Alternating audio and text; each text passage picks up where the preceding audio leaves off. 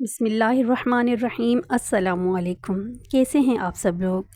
आज जो मैं आप लोगों के लिए मीठा लेकर आई हूँ वो इतना मज़ेदार है, इतना डिलीशियस है, इतना क्रीमी है कि आप जब इसे खाएंगे आपके मुंह में जाते ही ये घुल जाएगा और हर कोई आपसे पूछने पर मजबूर हो जाएगा कि इसमें आपने क्या ऐसा डाला है जिसकी वजह से इसका टेस्ट इतना ज़्यादा इन्हेंस हो गया है। तो चलिए इस रेसिपी को हम स्टार्ट करते हैं। ये रेसिपी जस्ट 15 से 20 मिनट के अंदर रेडी हो जाएगी। इस रेसिपी को बनाने के लिए हमें सबसे पहले चाहिए चावल हमने लिए हैं तकरीबन 1 कप के बराबर और हम इसे एक बाउल के अंदर शिफ्ट कर लेंगे और इसमें पानी डालकर इसे अच्छी तरह से मल कर धो लेंगे। धोने के बाद हम इसमें मज़ीद पानी ऐड करेंगे और इसे थोड़ी देर के लिए सॉक करके रख देंगे। तब तक हम एक पैन में 1.5 कप चीनी डालेंगे। पानी बिल्कुल भी नहीं डालना है, बिल्कुल लो फ्लेम हमने रखना है और उस लो फ्लेम पर हमने इस चीनी को मेल्ट करना है। ये थोड़ा सा टाइम लेगी लेकिन ये मेल्ट हो जाएगी। आपने बिल्कुल भी परेशान नहीं होना है और बिल्कुल फ्लेम को तेज़ नहीं करना है, लाइट फ्लेम पे आपने करना है। और अगर आपने फ्लेम को ज़्यादा रखा तो फिर आपका ये जो है कैरेमल जल जाएगा और जले हुए की स्मेल आएगी। तो जब ये शुगर अच्छे तरीके से मेल्ट हो जाए तो हम इसमें बिल्कुल थोड़ा सा दूध ऐड करेंगे और इसे अच्छे तरीके से मिक्स कर लेंगे। अब देखें ये हमने थोड़ा सा और दूध ऐड कर दिया है इसके अंदर, लेकिन इसमें अब भी कैरेमल मौजूद है। तो आपने बिल्कुल परेशान नहीं होना है। जैसे जैसे इसमें बॉयल आएगा, पकना शुरू होगा, ये कैरेमल भी बहुत अच्छे तरीके से मेल्ट हो जाएगा।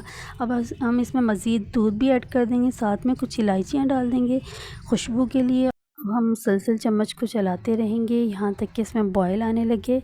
तो फिर जब हम इसमें बॉयल आए तो इसमें एक और इंग्रेडिएंट ऐड करेंगे, वो हमारे सोख किए हुए चावल हैं जिसका हमने पहले से ही पेस्ट बना के रखा हुआ था। और ये डालते हुए चम्मच को मुसलसल हिलाएंगे तेज़ी के साथ और इसको इसके अंदर बहुत अच्छे तरीके से मिक्स कर देंगे। याद रहे कि ये चावल का पेस्ट जो है वो बिल्कुल स्मूथ बना हुआ होना चाहिए, वरना चावल बहुत ज़्यादा टाइम लेंगे पकने में। जब ये पेस्ट होगा तो फ़ौरन से ही खीर गाढ़ी होनी शुरू हो जाएगी। अब हम खीर में जो है मुसलसल चम्मच चलाएंगे क्योंकि ये बहुत जल्दी पक कर रेडी होने वाली खीर है। और आपको इसका कलर दिख रहा है, ऐसा लग रहा है इसे काफ़ी टाइम हो गया है पकते हुए।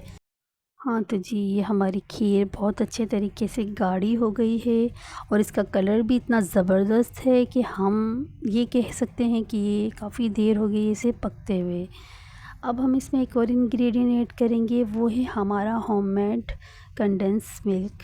ये कंडेंस मिल्क मैंने ऊपर फ्रीज़र में रखा हुआ था जिसकी वजह से ये बहुत ज़्यादा जम गया है। इसे जब हम खीर में ऐड करेंगे तो ये खुद ही इसमें मेल्ट हो जाएगा, इसमें शामिल हो जाएगा। मुसलसल चम्मच को चलाते रहना है ताकि कैरेमल की वजह से खीर नीचे ना लगे। सिर्फ आपने 5 से 10 मिनट इस पर मेहनत करनी है और उसके बाद आपका मीठा बनकर बिल्कुल रेडी हो जाएगा।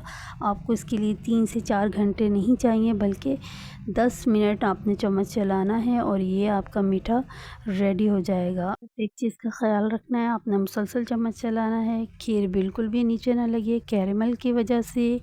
और चम्मच को स्मूथली आप चलाते रहेंगे ताकि खीर जो है बहुत ज़बरदस्त से मिक्स हो जाए, क्रीमी बन जाए। अब हम इसमें ऐड करेंगे अपने ड्राई फ्रूट्स, ये काजू और बादाम जिसको मैंने क्रश करके पहले ही रखा हुआ था, इसमें ऐड कर लेंगे। ख़याल रहे कि ये बादाम और काजू बिल्कुल एंड पॉइंट पर आपने ऐड करने हैं। इनको डालने के बाद खीर को बहुत ज़्यादा पकाना नहीं है बल्कि इसे मिक्स करने के बाद खीर को हम ठंडा करके किसी अच्छे से बाउल में ऐड कर लेंगे और इसको अच्छे तरीके से गार्निश कर लेंगे। आप अपने टेस्ट और फ्लेवर के मुताबिक जो आपको पसंद है वही ड्राई फ्रूट्स डाल सकते हैं।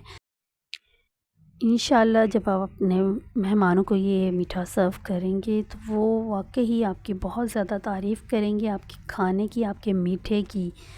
इंशाल्लाह आप अपनी दुआओं में याद रखिएगा। अल्लाह हाफ़िज़।